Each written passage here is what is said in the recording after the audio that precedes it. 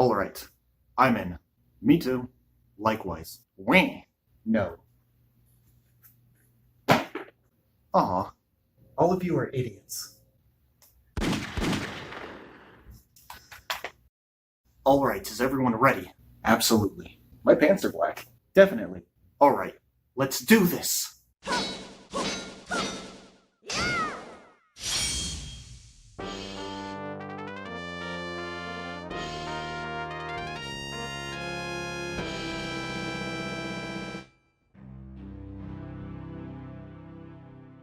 What's up gamers, welcome back to another episode of Video Game Gems. I'm Ginge the Ripper, let's play a game.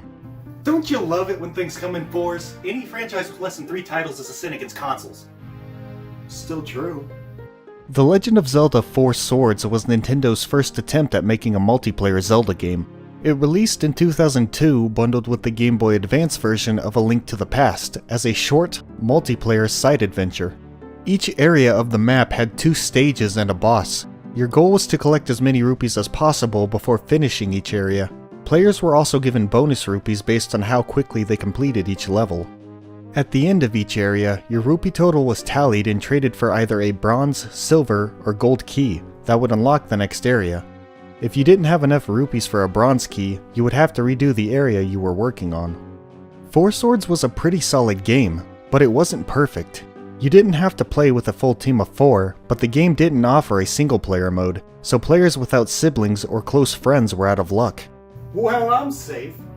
You were graded as a team and awarded for how much effort each player put in. If your team wanted to 100% the game by collecting all of the gold keys, but the host player just wanted to race through the levels, you were out of luck. You could just remove uncooperative players, but without a team of 4 you couldn't enjoy the true 4 Swords experience. 2 years after 4 Swords released, Nintendo took the concept a step further and expanded a sequel on the Nintendo GameCube titled 4 Swords Adventures, single-player mode included. Yes! In your face, loser! Dude. 4 Swords Adventures was a game full of innovation and utilized the GBA adapter to its full extent. In 2001, Nintendo released a GameCube to Game Boy Advance link cable that allowed the 2 consoles to communicate. Many GameCube titles that supported the cable could use more than one, but most only needed one for players to get the full experience out of their games. 4 Swords Adventures was one of the few games that required each player to have a GBA and link cable to participate in multiplayer mode. It's for this reason 4 Swords Adventures got itself an episode on Video Game Gems. Back in the day, 4-player co-op multiplayer games were far and few. I'd argue they still are to this day, at least ones that work properly. Even though 4 Swords Adventures gets more expensive with more people playing, I can't help but appreciate the love and passion that went into it. Long ago, an evil sorcerer named Vaati appeared in the land of Hyrule, kidnapping many beautiful maidens. When all hope seemed lost, a young hero arrived to stop the sorcerer with the power of his sword. When the hero drew the sword, he split into 4 and fought together to vanquish Vaati. The hero used the power of the sword to bind Vaati to a remote location of Hyrule, and the people built a shrine around it as a way of saying thanks. Centuries later, Vaati broke free and kidnapped Zelda, the Princess of Hyrule. Her childhood friend Link used the power of the 4 Sword to seal Vaati away once again. A few years later, Zelda feared the seal was weakening and asked Link to accompany her and the 6 shrine maidens responsible for protecting the 4 Sword to check on the shrine. However, things took a turn for the worst when a dark, shadowy version of Link appeared, capturing Zelda and the maidens, tricking Link into pulling out the 4 Sword and freeing Vaati. Now Link is tasked with saving the maidens and stopping Vaati yet again, as well as uncovering the origin of Shadow Link and taking him down. While in the overworld, players are on the big screen. If a player leaves the overworld by going inside of a house, exploring a cave, or falling down a hole, they are sent to the Game Boy Advance screen. While inside the Game Boy Advance, players can separate from the group and work on various tasks independently of each other, allowing the group to get more done in a shorter period of time. In single-player mode, players have the choice to either use the Game Boy Advance or a regular GameCube controller, since they can't be in 2 places at once. Each player takes control of a different colored Link. These various colors aren't exclusively used to differentiate between players. There are also various puzzles and boss battles throughout the game that require teamwork through the use of your character's colors. 4 links are always on screen regardless of players. In single player mode, the player takes control of all 4 links at once, and in the case of 2 or 3 players, the extra links follow behind the players until they are needed. If 3 of the 4 players are ready to move on and stand next to an entryway, the 4th player's Game Boy Advance screen will pop up on the TV so everyone else can see what they're up to. This screen also appears in single player mode for those playing with a GameCube controller. There are various weapons scattered throughout the game. Each player can only carry one at a time and have to swap them out if they want a new one. Players also lose their weapons at the end of each level. The weapons have various abilities that are useful for solving puzzles, fighting enemies, or collecting force gems. In some cases, only the player with a specific weapon can reach certain force gems or solve certain puzzles. Four Swords Adventures introduced a new type of collectible called force gems that would replace rupees. Unlike rupees, force gems aren't a form of currency, but are instead used to upgrade the Four Swords. Once players collectively accumulate 2,000 force gems, the sword's power increases. Everyone gets an upgraded spin attack, as well as the ability to fire beams out of their swords at full health. The upgraded Force Sword is a requirement in order to finish each level. If players don't have enough force gems once they've reached the end of the level, the game will send them back to the beginning and teleport them back to the end once they've met their quota. Tingle is known for being the weirdest character in the Zelda franchise. After freeing him out from under a rock at the beginning of the game, he will try to steal your force gems from then on. If there are any big gems lying around, he will attempt to steal them if the player doesn't grab them fast enough. Also, in multiplayer mode, Tingle will sometimes show up on the overworld map and invite your team to play minigames. Players can also drop force gems by taking massive damage or dying. Your force gems can then be stolen by your team members depending on how trustworthy they are. If a player dies, they will revive themselves after a few seconds as long as one player is still alive. If everyone dies, the team can be revived with 4 force fairies. You'll find a force fairy or 2 every now and then by exploring the map, but your biggest haul will come from completing levels. Every time you beat a level, you'll gain 4 force fairies. The better your team does, the less force fairies you'll waste. When playing with more than 2 people, at the end of each level, players can anonymously vote for who was the most helpful and who was the biggest bother. Those who tie for the most helpful get bonus force gems, while those who tie for the biggest bother are stripped of force gems. The game will also reward players with small bonuses for different tasks they perform in each level. Afterward, everyone's force gems are tallied, and the one with the most force gems gets their logo stamped on the level.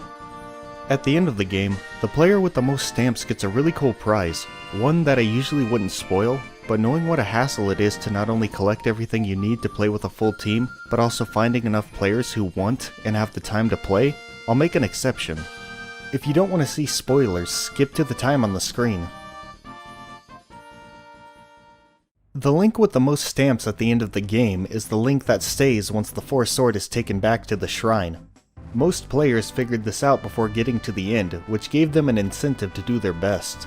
However, the stamps aren't permanent. They reset after you close out of the game. This is because you can swap the amount of people playing every time you load into a save file, and it wouldn't be satisfying to watch player 4 become the winner if only 2 people are playing. Alright, I won! Shut up. Four Swords Adventures also has a side mode called Shadow Battle, where everyone fights to the death.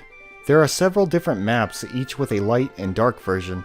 The Dark World versions of maps are more difficult as they are surrounded in darkness and feature more obstacles to overcome. Players start with just their swords, but can find items and weapons scattered around the map. What you get is completely random and changes with every map. Once all players are defeated, the one left standing is the winner. Your wins are tallied in stars to keep track of who's ahead, so you can call Red Ginge out on his dirty lies. Psych! Four Swords Adventures was a work of art that pushed past the limits of 2D gaming. Even though the game is pretty expensive, it more than makes up for it in content. That's why Four Swords is without a doubt a gem. Or is it?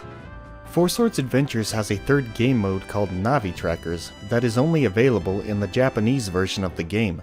Navi Trackers was originally going to be its own game, separate from Four Swords, but ended up being bundled with the game for unknown reasons. The mode was originally planned to be out in all versions of the game, and there was even a demo for it at E3, but once again it was scrapped for unknown reasons. The mode involves all players running around different maps searching for Tetra's pirate crew, while also looking for treasure. At the end, the scores are tallied up, and the link with the highest score wins. The mode has enough content to be its own game and feels like its own adventure rather than a spin-off of the narrative. Since the mode is only available in the Japanese version of the game, I think it's safe to say that it is the only version of Four Swords Adventures that is truly a gem.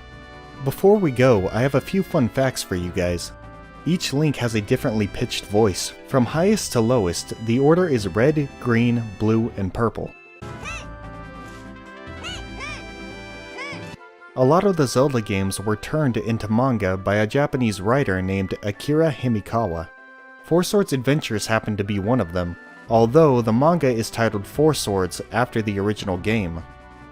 Nintendo released an anniversary edition of the original Four Swords on the DSi and 3DS for free, but only for a limited time. The game finally offered a one-player mode, where a single player controlled two characters at once, and added a few extra dungeons based off of retro Zelda games. Nintendo really needs to re-release this game for Switch, to give everyone a chance to experience this beautiful blast from the past. But for now, the game is no longer available to download and can't be re-downloaded for those who deleted it. This wasn't the last we saw of the Four Swords crew. In The Legend of Zelda Spirit Tracks, there was a 4-player battle mode that brought them back. The goal was to collect as many Force Gems as possible within 5 minutes, and the one with the most gems was the winner. Purple Link pretty much phased out of existence after this, though this wasn't the last of the multiplayer Zelda games. There's a 4-player Zelda attraction in Nintendo Land where 4 players take control of a different colored Link, but purple was replaced with yellow. Triforce Heroes is the most recent multiplayer Zelda game, but only features 3 Links because of the totem pole mechanic. Players can stack up on each other's shoulders to solve puzzles and fight bosses. The game was limited to just 3 Links because Nintendo thought the totem pole mechanic would be too confusing and complex with 4 characters. Although that didn't stop Nintendo from referencing Purple Link in the game. And finally, in Hyrule Warriors, even though only one person can play as Link, the blue, red, and purple tunics can be unlocked and used in battle. Alright, that's it for this video. Thank you all so much for watching, and keep on gaming.